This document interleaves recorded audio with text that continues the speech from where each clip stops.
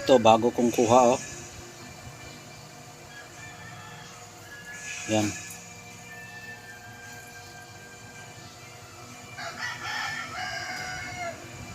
Bagong kuha, mutya sa loya. Mutya ito sa loya.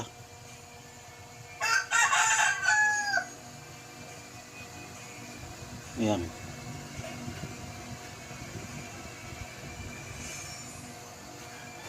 Magandang pagkabato. Magandang pagkabato talaga. Loya ito nakuha sa puno ng loya.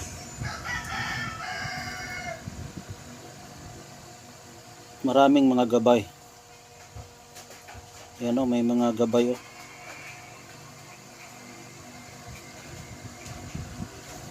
Iba itong loya na ito dahil may gabay. Maraming bisis na ako nakakuha ng mutya sa loya. Minsan may forma talagang loya. Pero ito iba. Galing sa puno ng loya pero hindi forma ng loya.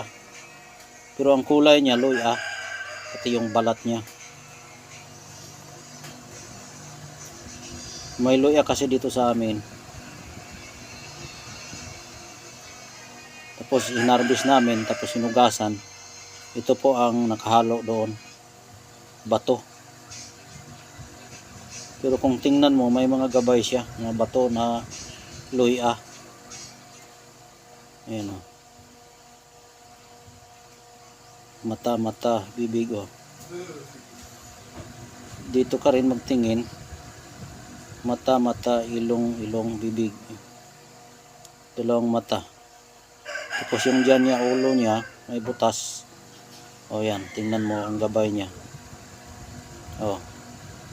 Parang simod ng baboy. O. Yung dalawang mata, dalawang mata. Yung ulo may butas, may buhok dyan. Ito ang simod. Simod. Kapag iganon mo, kung makita niya talaga yung gabay, malakas yung aura niya. Kakaibang mutya ng loya. Dito rin iba rin ang gabay, oh. Parang 74 na pera. Yan, kung makakita kayo sa mga gabay nito, comment lang kayo kung ano ang nakita nyo sa gabay. Tapos kung magustuhan niyo ang aking na video at na upload na mga bato o gusto niyo, eh pwede nyo itong kunin sa akin. Yan, nakita nyo yung nakikita ko. Yan, oh, may gabay rin, oh. Oh. Ayan, oh, kita nyo yung mukha. Oh, mukha, no, may sungay, oh. Oh. Yan, kita nyo yung mukha, may sungay. Matapang ito. Dahil parang may gabay na malaking higante. Yung ulo niya, oh. Oh, yung ulo niya, yan. Oh. Yan. May mata, may ilong, may bibig, may mukha, may sungay. Kakaiba ito. Kaya pala nagpapakuha sa akin, nagpaparamdam dahil marami pala itong gabay. Yung nagpaparamdam kasi sa akin yung nakatira dito sa bato. Galing sa loya pero yung kanyang power at virtud kakaiba. Loya pa rin pero yung mga gabay niya, ayan, oh. Yan. Kung makikita ninyo yan, mag-comment kayo sa aking video para makikita ninyo kung ano ang nakikita nyo para malaman ko. Tapos maghanap pa tayo gabay, no. Oh, dito, oh, may gabay rin. Yan, tingnan nyo mabuti kung ano ang nakikita nyo.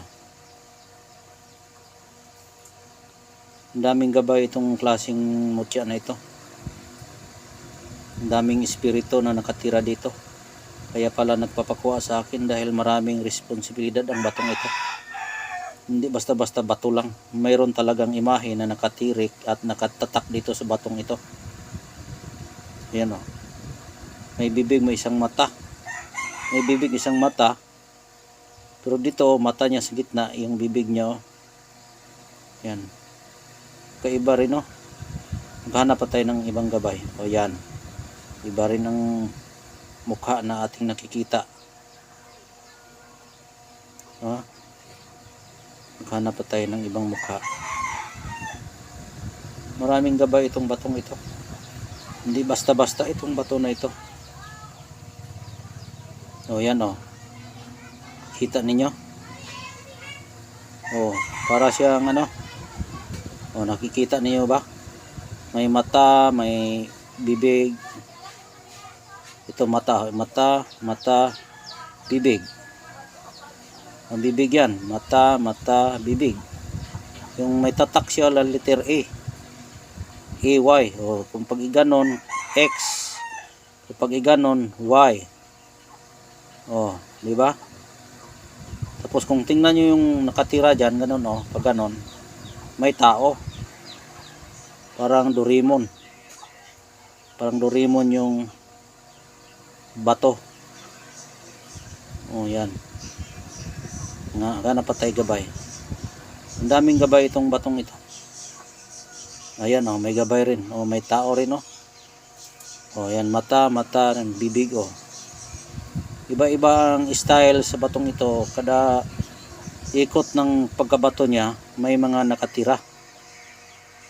Kaya itong batong ito, tauan. Kung baga ito ang parang dalakit siya na may nagpapakita na nagpaparamdam. Kasi ang nagpaparamdam yung motya.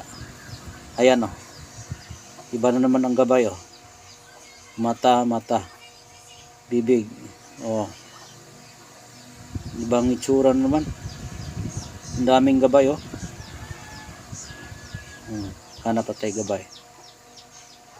Dito, balik na rin natin. Hanapin natin yung maraming gabay.